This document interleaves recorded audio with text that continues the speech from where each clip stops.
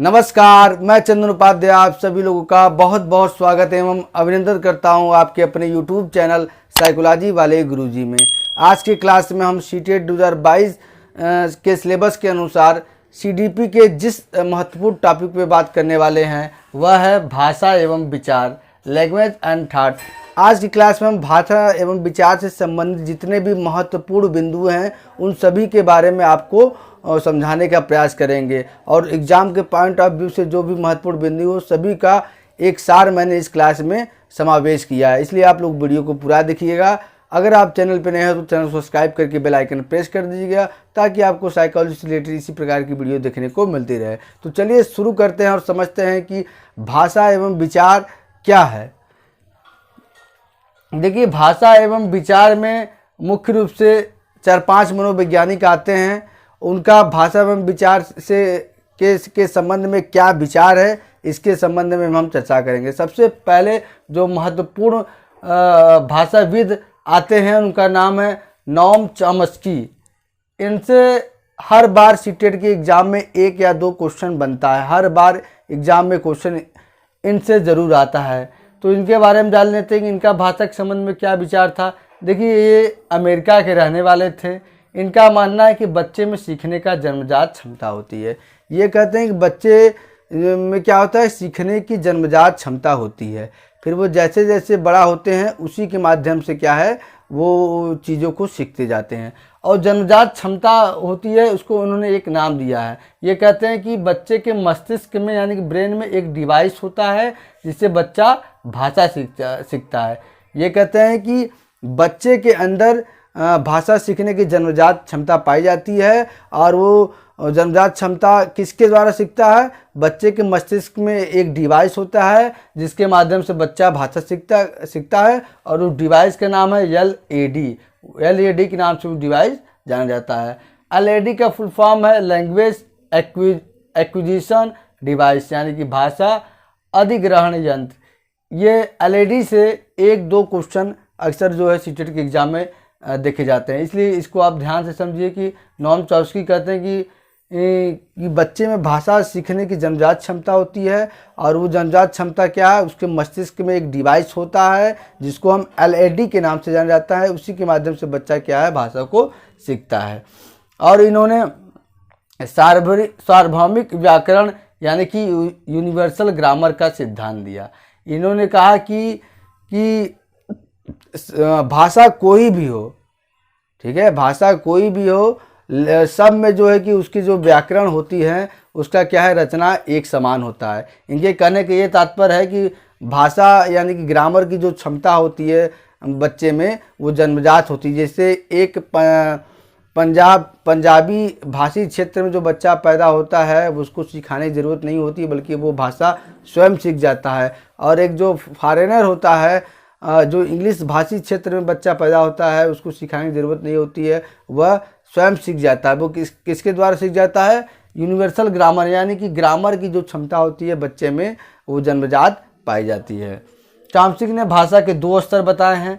पहला सतही संरचना जिसको सरफेस लेवल कहते हैं। इसमें बच्चा क्या करता है, सिर्फ ध्वनियों शब्दों को जानता है, उसका अर्थ नहीं जानता। जैसे बच्चा मम्मी पापा खाना पीना आदि चीज़ कहेगा, शब्द को जानता है लेकिन उनके अर्थ को नहीं जानता है। और गहरी संरचना में बच्चा क्या है, शब्द को भी जानता है और साथ ही साथ शब्दों के अर्थ का भी उसको ज्ञान होता है।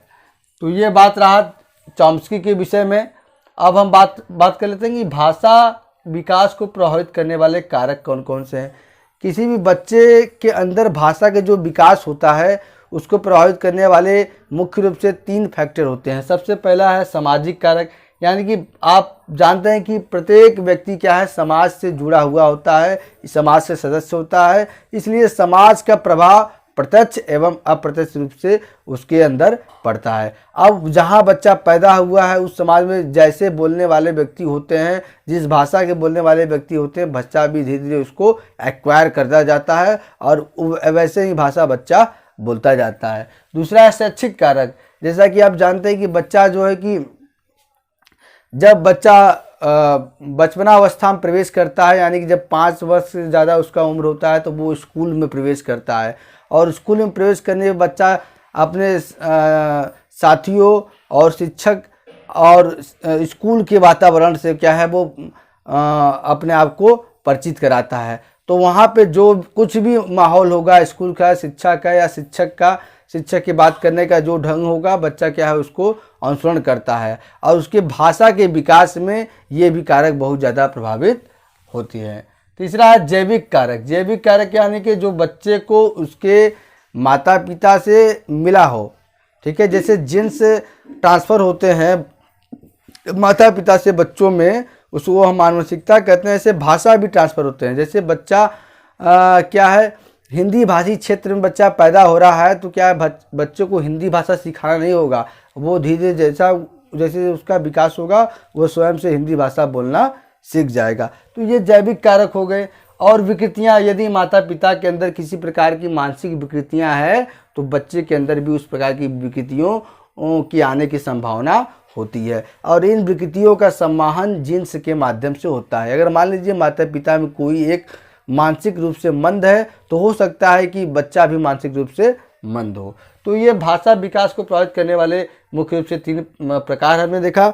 और उसके बाद एक और इम्पॉर्टेंट बिंदु को हम देखते हैं, इसको समझते हैं। ये बहुत इम्पोर्टेंट, इससे भी क्वेश्चन आता है, भाषा अर्जन या विकास के स्तर क्या होते हैं। ठीक है, मतलब एक बच्चा कैसे उसके अंदर भाषा का विकास होते जाता है। सबसे पहला स्टेज आता है कूइंग का, यानी कि जब बच्चा पैदा होता है, और ये स्टेज कब तक होता है 6 सप्ताह तक माना जाता है। जैसे इसमें बच्चा केवल माँ, पा, चा ये सब शब्द दोहराता है।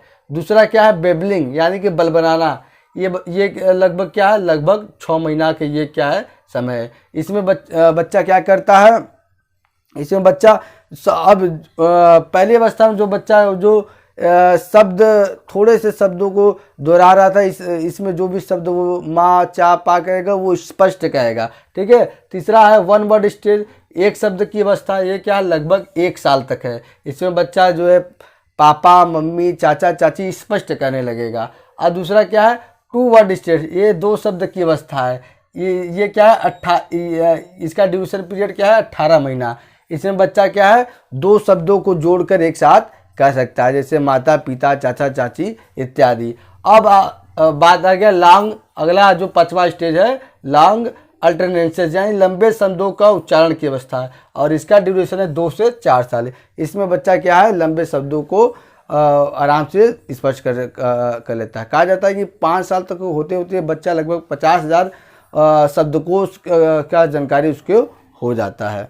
अब भाषा और विचार से संबंधित 2 महत्वपूर्ण जो मनोवैज्ञानिक हैं उनका इसके संबंध में क्या विचार है इसको देख लेते हैं, जो परीक्षा के दृष्टिकोण से बहुत इंपॉर्टेंट। देखिए पियाजे कहते हैं कि पहले विचार आता है, फिर उससे धीरे धीरे भाषा का विकास होता है। इनका कहना है, ये अधिकतर जो क्वेश्चन में पूछ देता है परीक्षा में कि पहले विचार फिर भाषा आता है, एक इसका कथन है। तो पहले पियाजे कहने कि पहले विचार आता है फिर भाषा आता है। ठीक है, यानी कि बच्चा जब बोलता नहीं तब भी वो चीज़ों के बारे में थोड़ा थोड़ा समझता रहता है, इसलिए ये कहते हैं कि पहले विचार आती है फिर धीरे धीरे भाषा का विकास होता है। ये कहते हैं कि बच्चे के संज्ञानात्मक विकास से भाषा एकदम अलग है, यानी कि बच्चे की बुद्धि से भाषा अलग है। और आगे ये कहते हैं कि बच्चा जो अहम केंद्रित वाक्य का कोई उपयोग नहीं है, बच्चा जो स्वयं से बात करता है, आपस में बड़बड़ाता है, उसका भाषा के विकास में कोई उपयोग नहीं है। अब वाइगोत्स्की क्या कहते हैं, वाइगोत्स्की कहते हैं कि शुरुआती दौर में भाषा और विचार क्या है अलग होती है, यानी कि 2 साल तक भाषा और विचार अलग अलग होती है, बाद में ये दोनों मर्ज हो जाती हैं और अधिगम के माध्यम से जैसे जैसे बच्चा बड़ा होता है वो भाषा को सीखता जाता है।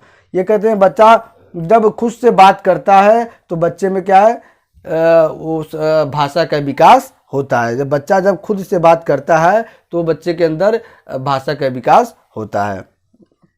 और ये कहते हैं कि भाषा संज्ञानात्मक विकास के लिए जरूरी है, मतलब किसी भी कॉन्सेप्ट से संबंधित आपके अंदर जो भी जानकारी है उसके लिए अगर उस भाषा को आप जानेंगे तब आपके अंदर वो जानकारी अच्छे से स्पष्ट रूप से आ जाएगी। अगला स्किनर है। स्किनर कहते हैं कि भाषा का विकास बच्चे में क्या है अधिगम के पुनर्वलन के सिद्धांत के माध्यम से हम कर सकते हैं, और इन्होंने अपनी पुस्तक वर्बल बिहेवियर में इसके बारे में वर्णन किया।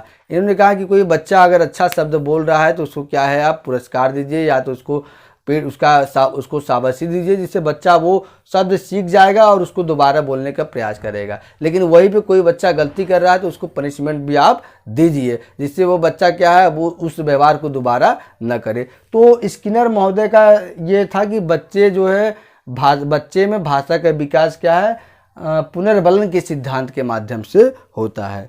तो आज की क्लास में हमने बात किया कि भाषा एवं विचार भाषा एवं विचार से संबंधित कितने मनोवैज्ञानिक है और उनका भाषा एवं विचार पे क्या कथन है, इसके बारे में हमने चर्चा किया। आगे क्लास में हम सीटेट 2022 के सिलेबस के अनुसार किसी और महत्वपूर्ण टॉपिक पर चर्चा करेंगे। आज की क्लास में इतना ही, मिलते हैं हम अपने अगले क्लास में। तब तक के लिए आपका बहुत बहुत धन्यवाद।